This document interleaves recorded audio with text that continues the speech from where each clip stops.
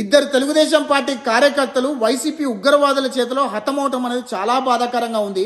ఆ ఇద్దరు తెలుగుదేశం పార్టీ కార్యకర్తల ఆత్మ శాంతించాలని మనస్ఫూర్తిగా కోరుకుంటూ, ఆ ఇద్దరు కార్యకర్తల కుటుంబాలకి భగవంతుడు కొండంత ధైర్యం ప్రసాదించాలని మనస్ఫూర్తిగా కోరుకుంటూ, ఆ కుటుంబాలకి మేము కూడా అండగా నిలబడతాము. నా తరపున ఓ చిరు సాయము ఆ ఇద్దరు కుటుంబాలు చెరి 20,000 రూపాయలు ఇచ్చే ప్రయత్నం నేను చేస్తాను. ఎందుకంటే ఆ కుటుంబాన్ని మేము కూడా అండగా నిలబడతాము. ప్రాణాలు ఎడిదిరి తీసుకురాలేం కానీ ఖచ్చితంగా ఆ కుటుంబాలకు అండగా నిలబడతాం. తెలుగుదేశం పార్టీ కార్యకర్తలు అందరూ కూడా ఒక విషయం గుర్తుపెట్టుకోండి. మీ నియోజకవర్గంలో వైసీపీ ఉన్మాదులు ఎవరైనా తోక జాడిచ్చినా రెచ్చిపోతున్నా ఆ సమస్యని మీ నియోజకవర్గ ఇన్ఛార్జ్ దృష్టిలో కానీ ఎమ్మెల్యే దృష్టిలో కానీ పెట్టండి. మీ నియోజకవర్గ ఎమ్మెల్యే కానీ ఇన్ఛార్జ్ కానీ ఆ సమస్యను పట్టించుకోకపోతే ట్విట్టర్ వేదిక ద్వారా లోకేష్ గారి దృష్టికి తీసుకురండి. లోకేష్ గారు కార్యకర్తల సమస్యల్ని ఇట్టే పరిష్కరిస్తున్నారు.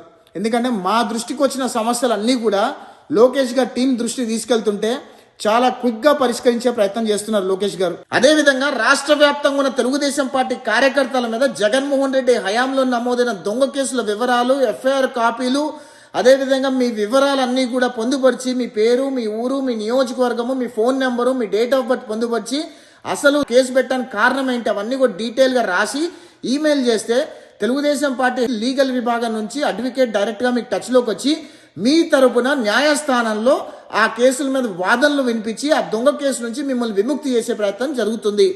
దయచేసి తెలుగుదేశం పార్టీ కార్యకర్తలందరూ కూడా మీ మీద పెట్టిన ఎఫ్ఐఆర్లన్నీ కూడా tdp.state.office@gmail.com కి పంపండి. లోకేష్ గారు వారానికి 3-4 సార్లు ప్రజా దర్బార్ పెడుతున్నారు. దయచేసి మీరు ఆ ప్రజా దర్బార్కి వచ్చి లోకేష్ గారికి మీ సమస్య చెప్తే లోకేష్ గారి టీము ఆ సమస్యను తీర్చే ప్రయత్నం చేస్తున్నారు. ఎందుకంటే కార్యకర్తలకి లోకేష్ గారు అత్యధిక ప్రాధాన్యత ఇస్తున్నారు. తెలుగుదేశం పార్టీ ప్రతిపక్షంలో ఉన్నప్పుడు తెలుగుదేశం పార్టీ కార్యకర్తలే ఉన్మాదులతో పోరాడి మనోధైర్యం కోల్పోకుండా నికార్సుగా నిలబడి తెలుగుదేశం పార్టీ కార్యకర్తల కృషి ద్వారానే తెలుగుదేశం పార్టీ అధికారంలోకి రావడం జరిగింది. చంద్రబాబు నాయుడు గారు కానీ లోకేష్ గారు కానీ కార్యకర్తలకి అత్యధిక ప్రాధాన్యత ఇస్తున్నారు. కొన్ని నియోజకవర్గాల్లో వర్గ పోరులు ఉన్న మాట వాస్తవమే. ఆ వర్గ పోరుల ద్వారా ఇట్లాంటి సమస్యలు అధిష్టానానికి చేరవేయలేకపోతున్నారు అక్కడ ఉన్న నియోజకవర్గ ఇన్ఛార్జీలు కానీ ఎమ్మెల్యేలు కానీ. జగన్మోహన్ రెడ్డి రాష్ట్రాన్ని ఏ రకంగా సర్వనాశనం చేశాడో ఆ రాష్ట్రాన్ని మళ్ళీ గాడిలో పెట్టడానికి చంద్రబాబు నాయుడు గారు అహర్నిశలు కష్టపడుతున్నారు.